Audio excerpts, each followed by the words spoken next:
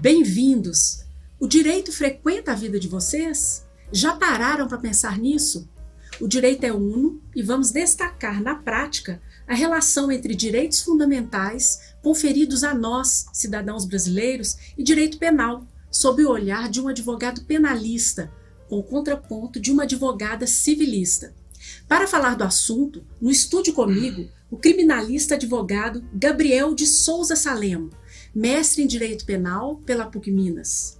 E o Dr. Gabriel Salema acaba de lançar seu primeiro livro, Direitos Fundamentais e Tutela Penal. A obra vem aclarear o rumo do direito penal em nosso país. Para a reflexão de hoje, contamos com a participação especial da advogada Fernanda Machado de Souza, pós-graduada em Direito de Famílias e Sucessões pela PUC Minas, e juíza leiga da Fazenda Pública na 3ª Unidade Jurisdicional do Juizado de Belo Horizonte no período entre 2018 a 2021. Senhores, satisfação em recebê-los. Começamos assim: democracia, Constituição e garantismo. Dr. Gabriel, qual o reflexo de um Estado democrático de direito no processo penal? Vanessa, muito obrigado pelo convite em estar aqui. Cumprimento Fernanda, cumprimento também quem nos acompanha de casa. Esse tema ele é importante porque o direito penal e os direitos fundamentais eles se encontram, em certa medida. E os direitos fundamentais é importante para a construção de toda a sociedade democrática. O direito penal, de fato, não pode ser a baliza dos direitos fundamentais, mas o inverso é positivo. Os direitos fundamentais que devem ser a baliza de um direito penal. Quando a gente tem um direito penal mais democrático, mais direitos fundamentais a gente vai ter nas nossas cartas constituintes, como é o nosso caso da Constituição de 88.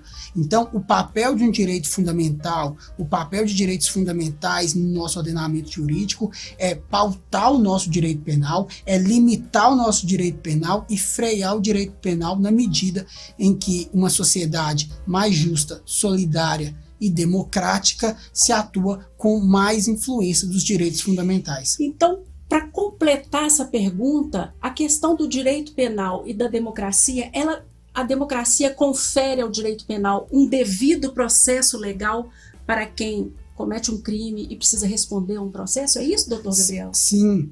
Em um Estado democrático de direito ou em uma democracia consolidada, espera que o direito penal seja legítimo e que o direito penal seja aplicado conforme todos os princípios constitucionais, como a ampla defesa, o contraditório, uma pena justa, um ideal de partes podendo contrapor de formas iguais. Então, em uma sociedade democrática de direito, se espera um direito penal democrático, espera um direito penal que atua que atua na defesa e proteção da sociedade, mas um direito penal não limitado, um direito penal com seu papel bem demarcado, bem figurado na sociedade e, antes de tudo, o direito penal não é a última ratio. O direito penal tem a sua limitação no sentido de entender que tem outros ramos do direito, tem outras esferas para se atuar. O direito penal, por ser um ramo mais severo, um ramo mais firme do direito, ele deve se atuar, ele deve se apresentar como última ratio,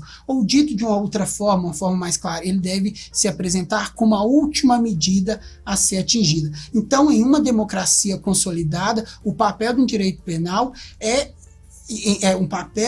em uma democracia consolidada, o papel que a gente se espera de um direito penal é que seja um direito penal consolidado, um direito penal que seja limitado pelos direitos fundamentais. E é por isso que eu trago a doutora Fernanda para a nossa conversa. A doutora Fernanda é o contraponto. O doutor Gabriel falou muito de um direito pesado. O último seria a última coisa a se fazer para se resgatar um direito, né? Que seria buscar a tutela jurisdicional penal.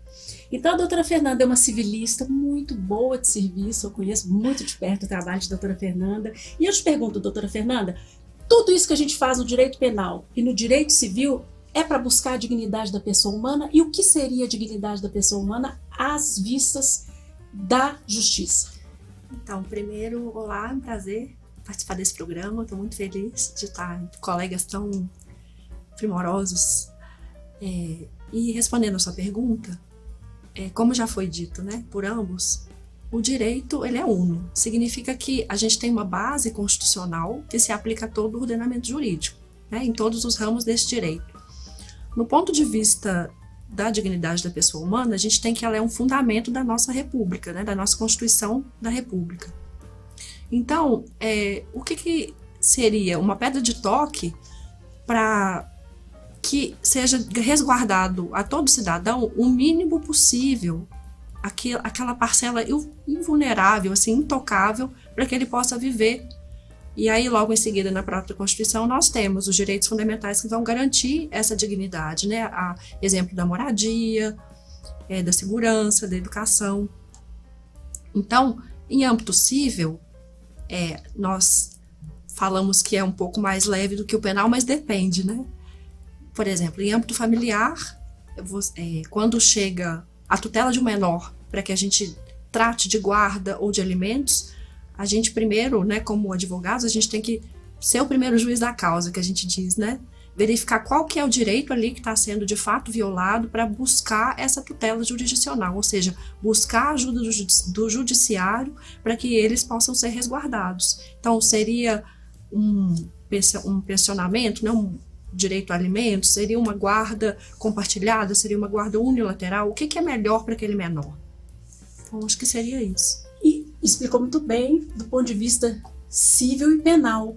O senhor teria algum exemplo, doutor Gabriel? Talvez aí do seu livro mesmo. Poderia me passar aqui, doutora Fernanda, o livro, mostrar para vocês. Esse daqui é um livro que o doutor Gabriel lançou há 2 meses, e eu falei desse livro aqui no dia do lançamento. Eu e a doutora Fernanda estivemos presentes no dia do lançamento. Foi muito emocionante, porque o Gabriel tem uma história linda e nós vamos passar um pouquinho pela história dele no 3º bloco.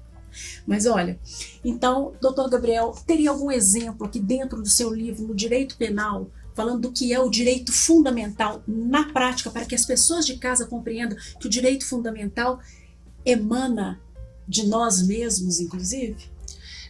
Tem sim. O direito fundamental, ou direitos fundamentais, eles estão definidos na nossa Carta Magna, ou seja, na Constituição Federal.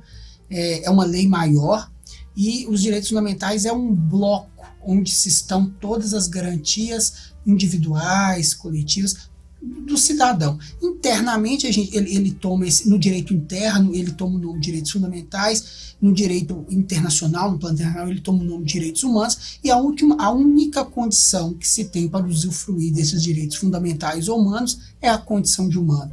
Então, não se exige cidadania, não se exige sexo, cor, raça, credo. A única condição que se exige é que seja humano. E esses direitos fundamentais, como eu disse anteriormente, é um bloco que assegura a dignidade mínima, como a saúde, a educação, a liberdade, a segurança, o salário mínimo. Então, todos esses direitos, todas essas garantias é que dá ao ser humano a possibilidade e a garantia de agir e viver numa sociedade justa, fraterna e igual, que dá a garantia de viver em sociedade com mínimo existencial. Esses são os blocos, e esse é o bloco e a garantia que a gente convencionou chamar de direitos fundamentais ou direitos humanos no plano internacional. Eu vou pedir licença para vocês aí de casa e para os nossos entrevistados para irmos para o nosso primeiro intervalo. Permaneçam conosco.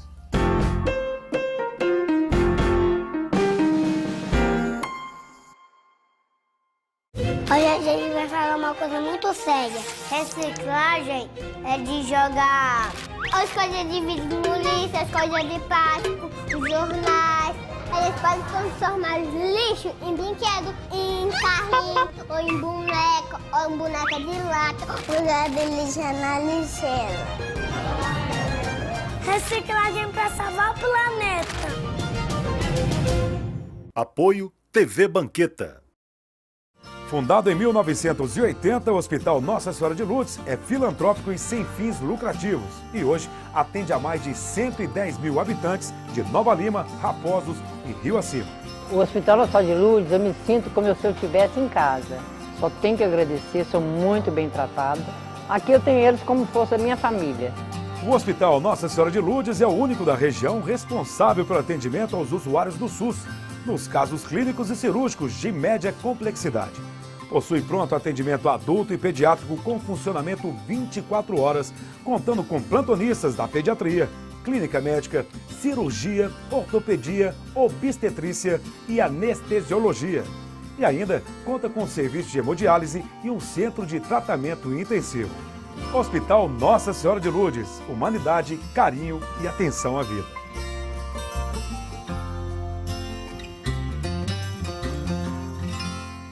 Apoio TV Banqueta. Se liga, deixa a torneira todo dia ligada. Estamos saindo toda a água. Nossa, Deus. Fecha. Senão o planeta vai ficar todo vazio. Tudo vai ficar seco. Se acabar a água dos planetas, os bichinhos vão morrer, a gente também. Até a árvore. A gente tem que cuidar do planeta para não acabar. Apoio TV Banqueta.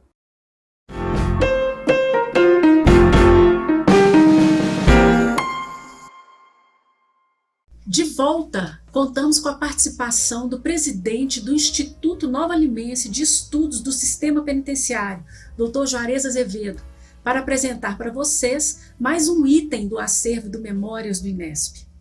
O que trouxe para apresentar desta vez, Dr. Juarez?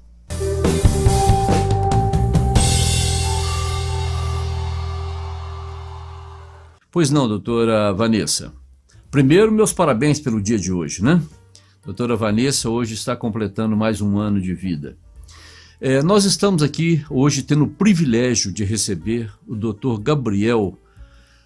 O Dr. Gabriel é um jovem jurisconsulto com um futuro brilhantíssimo, melhor dizendo, é mestre, doutorando em Direito, e ele veio lançar o seu livro aqui no nosso programa do INESP.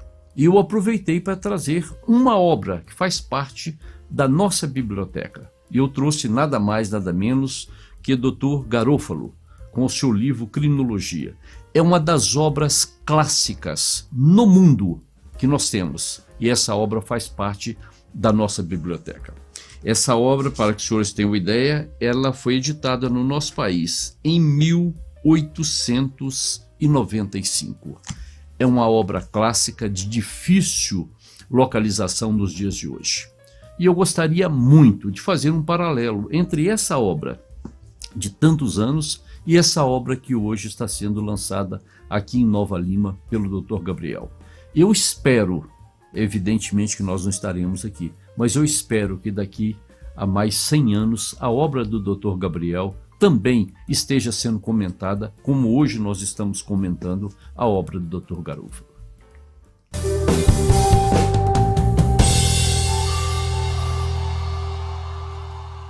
Obrigada, Dr. Juarez. Pessoal, o advogado criminalista Gabriel Salema é mineiro de Rio Vermelho e percorreu um caminho de muita superação e dedicação para estudar. Não é mesmo, Gabriel?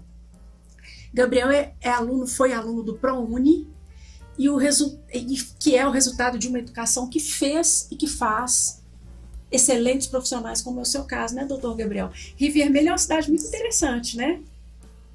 Lá tem muitos bolos de arroz, é isso mesmo, Gabriel?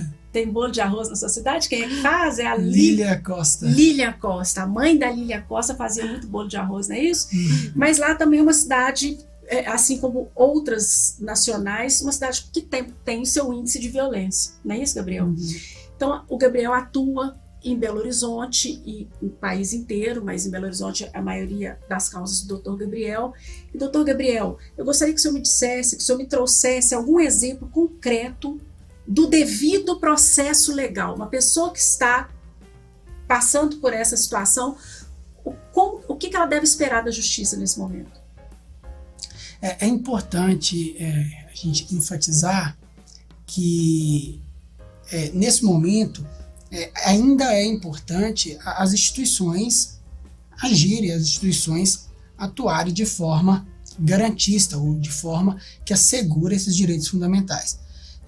Respondendo à pergunta que você me fez, é importante a gente frisar que uma pessoa, ao cometer um delito ou um crime, todos os seus direitos, todas as suas garantias devem ser resguardadas. Até porque naquele momento a gente ainda não formou a culpa. Há inclusive uma suspeita que pode ser fundada ou infundada. Então, nesse momento, é importante que todo mundo que nos ouve, todo mundo que nos acompanha, que é interessante a gente entender que as instituições funcionam para isso. A gente tem que evitar o justiceiro, a gente tem que evitar a justiça com as próprias mãos. A gente cedeu a justiça para um Estado, então é ele que é o autor de toda essa cautela. Então, uma pessoa cometer um delito, é importante que a gente se estruture para chamar as autoridades competentes, deixar essa responsabilidade na mão das autoridades competentes, evitar fazer justiça com as nossas próprias mãos, e essa pessoa ela tem todos os direitos, todas as garantias devem ser preservadas, como a dignidade física, a integridade física, o direito de ser acompanhado por um advogado na sua oitiva, em eventual na delegacia, o direito de fazer um telefonema a quem ele declinar o nome. Então, essas garantias constitucionais, ou esses direitos fundamentais, não são só para eles, são para mim, para você e também para quem nos acompanha. Então, é importante a gente defender esse bloco de direitos fundamentais, que eles são para todo mundo. A gente nunca sabe se a gente um dia pode precisar ou não, mas essa é a garantia, ter essa segurança de que vai ter esses direitos para quem cometeu um crime ou para quem está nessa situação, ter a garantia e a segurança de que seus direitos vão ser resguardados, e para quem possa se sentiu violado dos seus direitos ou pode ser vítima de algum crime, entender que é a justiça que vai fazer todos os procedimentos, e a ela cabe fazer o julgamento na hora certa, com todos os direitos e todas as garantias constitucionais. A mesma coisa é o processo civil, né, doutora Fernanda? Sim. A senhora gostaria de contar algum exemplo de um devido processo legal que a senhora tenha participado, de êxito ou não êxito, aqui no nosso programa? Sim, nós falamos da questão de família, né? Eu penso que, para começar, o devido processo legal, ele significa que você tem que, só para contextualizar, ele significa que você tem que atender todas as etapas que estão dispostas, toda a marcha processual que está disposto no nosso código, para que haja uma legitimidade da decisão judicial. Então, significa dizer, por exemplo, a pessoa ingressa com uma ação, então, logo em seguida, a parte contrária tem que ser intimada para oferecer uma resposta, né? E assim vai ter um momento de as provas serem especificadas, e tudo isso tem que ocorrer para a gente ter o que a gente chama de paridade de armas. E o nosso Estado, como ele legitima essa prestação, ele tem que garantir a igualdade para todas as partes. Então, no caso da guarda, por exemplo, eu vou voltar nesse caso porque é um assunto que me interessa muito, o estudo do Estatuto, né, da Criança e do Adolescente e o resguardo desses jovens, que é muito importante. A gente atua para um dos genitores, normalmente um dos dois nos procura para resguardar esse direito, né, de alimentos e de guarda. Nós temos, né, a nossa defesa dirigida para aquela pessoa, mas pensando na nossa forma de advogar, sempre de modo a resguardar o menor. Então, garantir o devido processo legal, garantir que a parte contrária seja ouvida, se for necessário, um estudo social para que se entenda quem que é a pessoa mais adequada para ficar com aquele menor, como que a solução pode ser dada de forma legítima pela justiça, de forma a resolver o problema, porque a gente está no judiciário porque a gente tem uma demanda que a gente quer resolver, né? E é por isso que a gente procura a justiça. Eu costumo dizer o seguinte, que quando uma pessoa foi acionada na justiça e ela recebe uma citação em casa, ela assusta e, poxa, eu tô com um problema. Eu costumo dizer que não é um problema, porque é ali o melhor lugar para se discutir aquela questão que está nebulosa, que é a questão é problemática, mas você está num lugar seguro, num lugar onde tem profissionais que entendem como que aquilo pode se dissolver, né? Então, voltando ao livro do Dr. Gabriel, por que o senhor lançou este livro? Qual que foi o objetivo desse livro? Isso é uma boa pergunta, e eu não tinha pensado nisso antes, mas a resposta talvez está em algumas questões que sempre me incomodou. O nome do livro é Direitos Fundamentais e Tutela Penal. Vou falar pouco para aguçá-los, ler a obra completa, mas um dos pontos que eu acho que me chama a atenção para escrever essa obra é que cada vez mais a gente acredita que a resposta de uma sociedade, ou uma sociedade mais segura, uma sociedade mais igual, esteja no direito penal. E eu acredito que não é por aí. Eu acho que o direito penal, ele precisa de seus freios, ele precisa de seu contraponto. O direito penal não é a última saída para tudo, em que pese o direito penal ter na sociedade um papel central. E essa é uma das questões.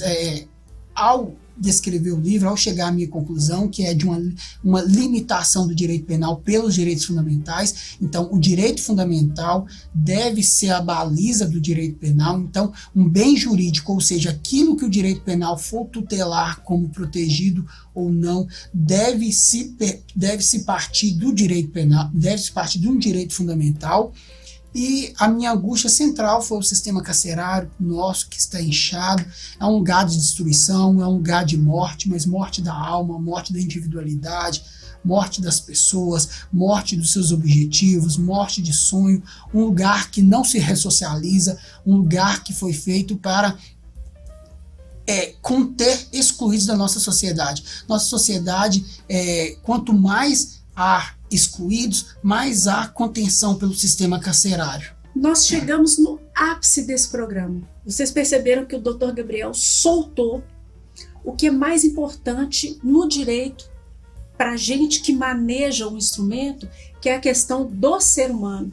Incomoda ver que a coisa não está indo para um caminho... a gente chama isso tecnicamente de inflacionismo penal, né? São muitas leis criadas, é muita coisa que foi... Quer dizer, ele está dizendo que o direito fundamental precisa frear um pouco o direito penal, porque ele fala no livro dele sobre o direito penal mínimo. O que seria o direito penal mínimo? Doutora Fernanda é muito preparada, ela está em várias áreas, na área civil principalmente, mas o direito penal mínimo, gostaria de ouvir a sua opinião, doutora Fernanda, sobre o direito penal mínimo. Lendo a obra do Dr. Gabriel e depois da fala dele, eu só esclarecer que, na verdade, o que a gente pretende no direito penal, assim como no direito como um todo, é o resguardo de um bem.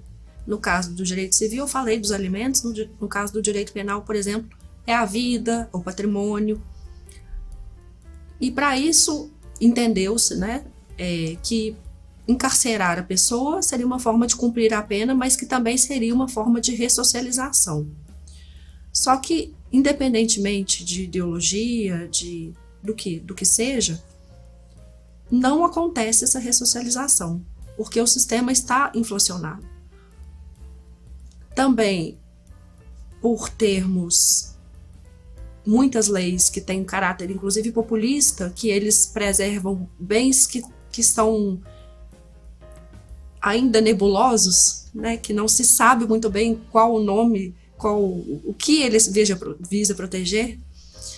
E no direito penal mínimo, não se busca, pelo que muitos podem pensar que se quer descriminalizar muita coisa ou liberar muita coisa, não é por aí. É a gente pensar quais são os bens jurídicos, qual que é aquilo que a gente quer tutelar mesmo pelo Estado e como que o direito penal ele deve entrar. Então, o direito à vida é importantíssimo, o direito ao patrimônio, importantíssimo, mas será que o direito ao meio ambiente? Muito importante, mas será que a tutela penal é a única forma de proteção ao meio ambiente? Será que a multa administrativa ela não resolveria uma multa alta, por exemplo? Então, o direito penal mínimo eu entendo que é utilizar dessa ferramenta quando for extremamente necessário, para que não haja essa expansão desenfreada e em contrapartida haja a possibilidade de uma diminuição da população carcerária para que haja a possibilidade de programas de ressocialização, porque uma hora, querendo ou não, aquela pessoa vai voltar. para a sociedade. Essa questão das pessoas voltarem ao nosso convívio, que a doutora Fernanda estava dizendo, é muito importante. E o doutor Juarez, sempre, todas as vezes que ele está conosco aqui, ele nos lembra que não há pena de morte no nosso país, a não ser em caso de guerra, em caso excepcional, né, de guerra. Mas as pessoas voltam ao convívio conosco, né? E esse programa, doutor Gabriel acabou de falar, a gente realmente fomenta novas ideias. E nós não tivemos só um ponto alto, não. Tivemos 2 pontos altos nesse bloco. Foi o que a doutora Fernanda acabou de falar e o que o doutor Gabriel nos lembrou um pouco atrás. Mas eu conto para vocês que a doutora Fernanda, além da dedicação à profissão, carrega em si o gene do bisavô dela. O bisavô da doutora Fernanda é o Abílio Machado, doutor Abílio Machado, advogado, fundador da Imprensa Oficial de Minas Gerais e poeta. Fernanda saiu ao bisavô. Constrói no caso a caso um futuro melhor para quem do direito imprescinde, com elegância, poesia, tal qual seu bisavô. Doutora Fernanda, a senhora poderia nos contar alguma passagem pitoresca de sua trajetória como advogada que remete à conduta de seu bisavô, doutor Abílio Machado? Muito obrigada. É um prazer, né? Nossa família, a gente é muito orgulhoso deles. Temos muitos juristas em nossa família também, puxados por ele. O meu bisavô, não cheguei a conhecer pessoalmente, mas eu não sei te contar um caso pitoresco, mas eu acho que ele foi, por exemplo, chefiou a Assembleia Constituinte da Constituição de Minas Gerais de 1935. E aí eu fui ler, né, a título de curiosidade, e alguns dos artigos bem interessantes é o resguardo aos direitos econômicos, sociais e principalmente educação. Direitos fundamentais. Direitos fundamentais que nós estávamos falando. Uhum. Então, apegar-nos à Constituição, querer o melhor, naquele caso, querer resolver, não sei, acho que talvez uma situação pitoresca seja tentar mediar com a parte contrária, né? Sem essa coisa de litigar necessariamente, para a gente tentar achar uma solução. Eu acho que é esse sentimento de justiça que nos imbui, né? Que é o que o doutor Gabriel falou, né? O último lugar que a gente procura é solução judicial. Porque antes disso nós temos o diálogo, né? A comunicação não violenta, que já frequentou esse programa. A pessoa falando desse assunto que é importantíssimo, que a gente pode muito trabalhar no dia a dia, né? Mas, pessoal, vou pedir licença mais uma vez para vocês e para os nossos entrevistados para irmos para o nosso último intervalo. Aguardo vocês agora no nosso terceiro bloco.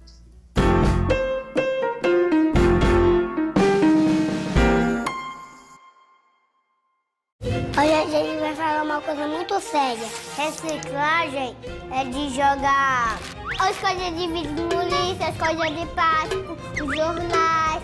Eles podem transformar lixo em brinquedo, em carrinho, ou em boneca, ou em boneca de lata, usar de lixo na lixeira. Reciclagem para salvar o planeta.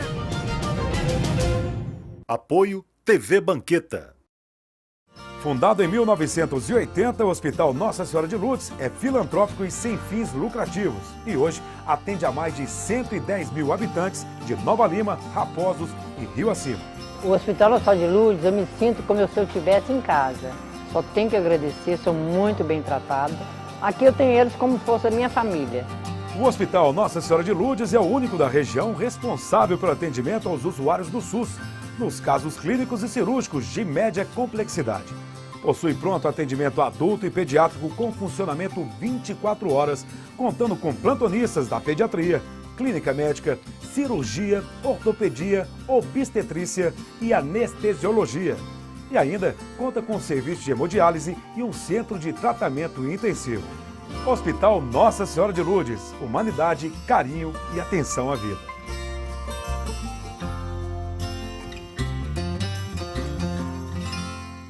Apoio TV Banqueta.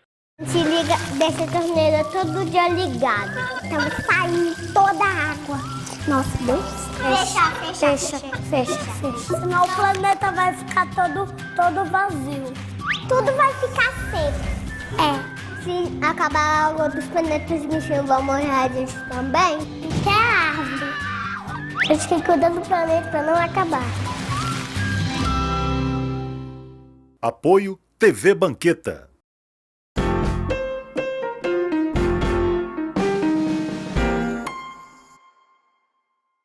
De volta, eu vou pedir à doutora Fernanda para destacar para a gente no livro do doutor Gabriel um trecho muito importante. Qual é o trecho, doutora Fernanda? Me chamou atenção na nossa conversa, né, de hoje sobre direitos fundamentais, tutela penal, Constituição, o seguinte trecho, em relação ao garantismo, que o doutor Gabriel vai explicar o que é. Olha, trata-se de um paradigma jurídico forjado para se garantir a segurança dos cidadãos. Busca o garantismo, acima de tudo, maior garantia dos princípios e direitos contemplados na Constituição. E, originalmente, é um modelo normativo de direito, principalmente do direito penal. Antes do doutor Gabriel explicar para vocês o garantismo, eu quero dizer o seguinte, antes da gente usar palavras técnicas, a gente procura traduzir para vocês da melhor forma que vocês possam, em casa, compreender que o direito faz parte do nosso dia a dia, como eu perguntei lá no princípio do programa. Então, doutor, aqui antes de conversar, de passar essas informações para vocês, o doutor Gabriel me fez duas observações. Vanessa, veja bem, garantismo é um termo tão técnico. Vamos explicar para as pessoas de casa que o garantismo nada mais é do que o devido processo legal, com princípio, meio e fim, com os direitos fundamentais garantindo cada pedacinho daquele processo. Não é isso, doutor Gabriel? Isso. Trocando em miúdos, né? Então, eu gostaria que o senhor comentasse esse trecho que a Fernanda leu. De forma bem clara, principalmente, eu acho que a ideia central do garantismo é a redução uma decisão garantista, uma ideia garantista, é a redução, é o controle do poder punitivo do Estado e, de uma forma efetiva, garantir mais liberdade do cidadão. Eu acho que atrelada a isso, aos direitos fundamentais. Essa é uma ideia central do garantismo. E eu me pergunto, é uma reflexão que eu faço no meu texto, será que de fato nossas decisões são garantistas? Se em contraponto a gente tem um sistema carcerário inflado, cheio, que uma população carcerária quase uma das maiores do mundo e que está em ascensão, em paralelo às demais do mundo que estão diminuindo. Então essa pergunta que eu faço, de fato as decisões que nós estamos tendo, de fato essas decisões são garantistas se o nosso sistema carcerário ele tem um público demarcado, que é demarcado por jovens, pretos, de baixa escolaridade, de periferia? Então a minha conclusão que eu acabei chegando é que há uma roupagem de garantismo, há umas decisões que se apresentam garantismo, e por que se apresentam? Para ter essa ideia de legalidade, mas nada mais do que normal, ou nada mais do que fazendo uma leitura mais profunda, que são decisões ilegítimas, são decisões arbitrárias, que não representam o garantismo e que têm como um perfil encarcerar, lotar o sistema carcerário. E o direito penal ele tem uma característica central, e isso é exposto, que é sociedades que cada vez mais são inclusivas, se percebe um direito penal menor. Sociedades que são cada vez mais exclusivas possuem um direito penal maior. Então, cada vez mais que você reduz o Estado social, como diminui garantias fundamentais, diminui o acesso à saúde, diminui o acesso à educação, diminui o acesso à previdência, à seguridade, diminui o acesso à sociedade, a praças, a cultura, que a cultura também é um direito fundamental. Quanto mais se diminui isso, quanto mais se restringe esse Estado social, mais há de aparecer um Estado penal. Então, a crítica que a gente faz é que a gente não deve acabar com o direito penal. O direito penal ele é importante ainda. O que a gente define, o que a gente sustenta é que a gente precisa de um direito penal mínimo, um direito penal que venha para, de fato, proteger bens jurídicos importantes. E quais são esses bens jurídicos importantes? São todos que possuam lastros no direito fundamental, como a vida. A gente quer que proteja a vida, mas, em nome disso, que se proteja também os direitos fundamentais. Então, o direito penal, ele é importante, mas o direito penal sozinho, ele fica arbitrário. Então, o direito penal, para ser efetivo, ele precisa de um direito social junto. O direito penal precisa, para atuar em uma sociedade justa, igual e solidária. A gente precisa, o direito penal sozinho ele não consegue resolver problemas sociais. Na esfera civil, então, claro que a gente não está fazendo, não existe duas esferas, nós já dissemos que o direito é um, mas na esfera civil, o que ele disse, como é que a senhora complementa essa fala dele, doutora Fernanda? Complementa ou refuta ou o que a senhora me diz sobre o que o doutor Gabriel falou sobre um direito mais bem pensado e delimitado pelas... No direito civil, a gente também tem grandes demandas, inclusive existe até hoje em dia o termo da advocacia predatória, que são diversas demandas iguais, em que é o que a gente fala copia e cola, né? Muitas vezes essas pessoas não necessariamente têm o direito. Então, a gente também tem essa questão da litigiosidade, que as pessoas, em vez de conversarem, elas falam, vou te processar, né? É uma ameaça. Você vai num lugar, fala, sou advogado, a pessoa acha que você está ameaçando ela de alguma maneira, e não é por aí. Então, eu acho que o direito, de forma geral, ele está inflacionado. Os bens jurídicos tutelados pelo direito penal, vida, dignidade humana, liberdade, patrimônio, né? Também são resguardados em menor escala se a gente for pensar no âmbito de vista civil, porque imagina de novo aquele menor sem os alimentos devidos, como é que fica a vida dele, não é? Mas eu acho que é um olhar não só do legislador, que aumenta muito esses tipos penais sem o devido respaldo, sem a contrapartida da proteção, também como a sociedade, que ela litiga muito. Então, ela está muito na justiça, e por isso que vão aparecendo os movimentos de mediação, de conciliação, que são importantes para que haja uma resolução extrajudicial e que a justiça, de uma forma geral, ela consiga responder adequadamente, com a rapidez necessária, o que realmente importa. Eu acho que tudo se encaixa. É o equilíbrio, né, doutora Fernanda? É o equilíbrio, né, doutor Gabriel?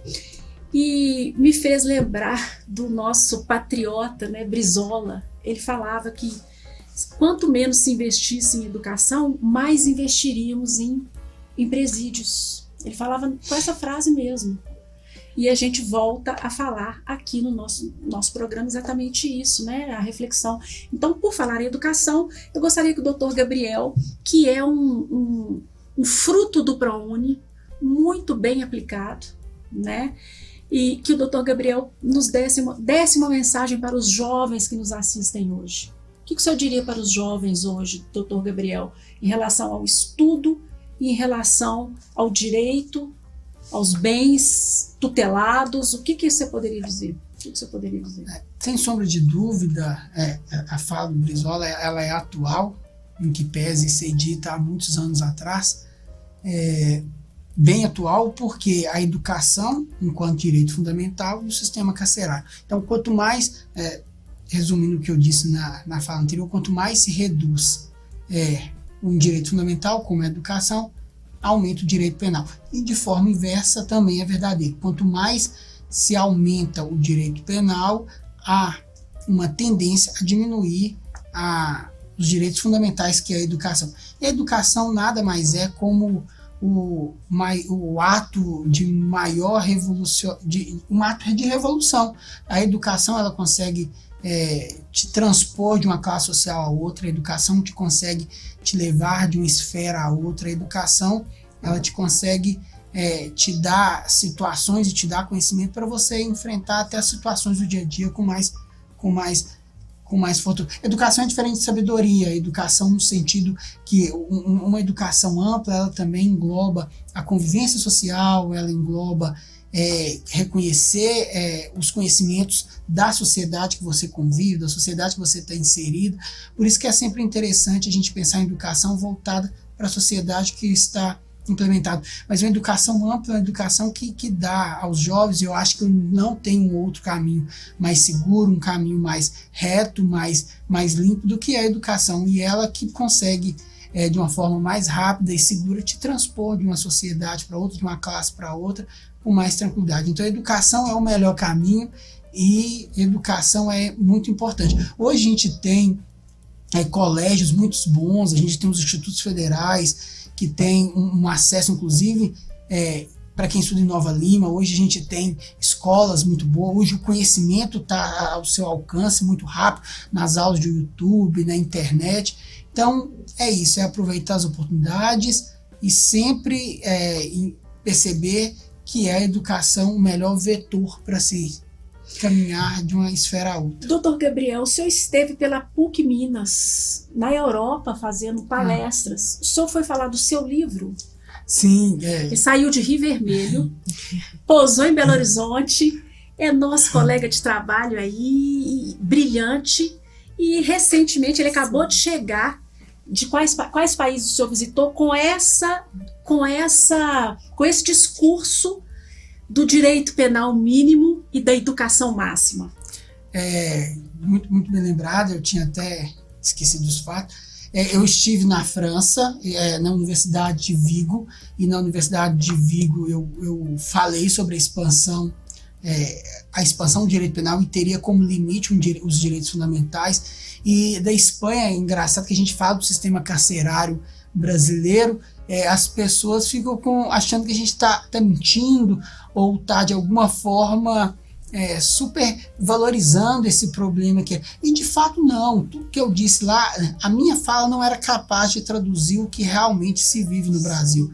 No Brasil a gente está diante de masmorras, lugares de destruição não só do corpo físico, mas da alma, da integridade, da individualidade, de sonhos, porque que você, ao ingressar naquele lugar, você certamente ali a sua carta de sentença de que a sociedade não consegue te relocar mais, a sociedade não te reconhece mais enquanto ser humano. Então, de fato, eu fui levar isso à Espanha, e lá eles ficam assustados com a minha fala, porque, de fato, lá a realidade é outra. A gente tem um sistema carcerário lá que, de fato, reconhece e protege os direitos e garantias fundamentais. A prisão, a sentença que decreta a prisão, ela apenas estabelece uma restrição da liberdade. Ela não estabelece uma restrição alimentar, ela não estabelece uma restrição do convívio da pessoa em sociedade, uma restrição familiar. Aquela sentença, aquele ato que retira a pessoa do convívio da sociedade, ele toca apenas na liberdade. Os outros direitos estão garantidos, direito à dignidade da pessoa humana. Daí os direitos humanos tão importantes num momento como esse. Né? Nós tivemos uma especialista também aqui no nosso programa falando sobre direitos fundamentais, e também ela já é um pouquinho mais radical, mas todos aqui têm direito a trazer a sua opinião, que é a questão da abolição mesmo do direito penal, né? Então, assim, é uma linha mais radical, mas uma linha que defende a participação dos direitos humanos na recuperação realmente das pessoas. Então, o que o doutor Gabriel está dizendo é que lá na Espanha há recuperação, não há a reincidência. A reincidência é menor porque o trabalho é mais aproveitado por quem está encarcerado. O sistema carcerário ele é mais humano, isso me parece. O direito que está posto hoje, o direito penal que está posto hoje, me parece que ele não consegue assegurar a nossa sociedade. Em que pese o abolicionismo também, ao meu ver, ao meu sentir nesse momento, não precisa a saída, porque se a gente parte para uma questão abolicionista, a gente também vamos abolir a proteção de direitos fundamentais interessantes. Como eu disse, cada um com uma visão, e a gente traz todas aqui para que a gente consiga disso tudo clarear. Inclusive essa palavra é utilizada no livro do Dr. Gabriel, que é uma pessoa bem regionalista. Ele usa assim a palavra clarear, não é isso, Dr. Gabriel? Clarear os caminhos, sabe? E Ele, porque não está querendo falar muito da cidade dele, mas lá tem um bolo de arroz que eu já citei, fantástico, não é isso, doutor Gabriel? Então, assim, na verdade, somos seres humanos cuidando de seres humanos, né? E nós temos, isso pode também esbarrar nas nossas vidas de alguma forma. O direito está em nossas vidas. Doutora Fernanda, qual seria a sua mensagem para os jovens, ou para quem nos assiste, ou para quem neste momento precisa de uma tutela jurisdicional? Eu queria começar complementando a fala do Dr. Gabriel, que foi muito interessante, no sentido de que quando a gente garante os direitos fundamentais da pessoa que está encarcerada, nós estamos garantindo uma sociedade mais pacífica. Porque se a gente consegue pensar que a pessoa vai sair de lá mais revoltada, sem o mínimo, ficou privada tanto tempo do mínimo possível, como que é claro que ela vai sair de lá e não vai haver ressocialização. Não havendo ressocialização, a gente vai ter aumento do desemprego, a gente vai ter... É um ciclo, né? As pessoas vão passar dificuldades, vão voltar a delinquir. É um ciclo de desconstrução, né, doutora Fernanda? Justamente, não é só... A gente não tem que pensar só na perspectiva do preso. A gente tem que pensar como coletividade e como seres humanos mesmo. Sim, mas tem um ponto que a gente muitas vezes não fala. A gente esquece dele. Até eu faço minha meia-culpa, que é a vítima, né? A gente às vezes fala tão pouco da vítima, e a pessoa que sofreu, ela sabe que ela gostaria de trazer a justiça. Então, há casos e há casos, é o que a doutora Fernanda falou, o qual bem queremos tutelar, né? Mas olha, o assunto não acabou, mas esse programa precisa chegar ao fim. Eu peço a vocês para que olhem aí o nosso e-mail, bem na nossa telinha. Eu gostaria que vocês entrassem em contato conosco, sugerissem pautas. Nós vamos trazer para vocês informações para clarear a mente de todos nós. Agradeço aos senhores pela participação no programa. Muito obrigada por aceitarem ao nosso humilde convite, viu? É sempre bom trazer profissionais para a gente poder entender o que está acontecendo, né? E temos muito atuais, falados lá fora e trazidos aqui para dentro, do INESP. Né? Em Vigo, em Braga e em Paris. Tá vendo? Olha para você ver, doutor Gabriel, doutora Fernanda também já esteve na Bélgica, né, doutora Fernanda, também por fora, e conhece bem a realidade nossa e a realidade de fora. Eu só queria fazer uma última observação. Sim.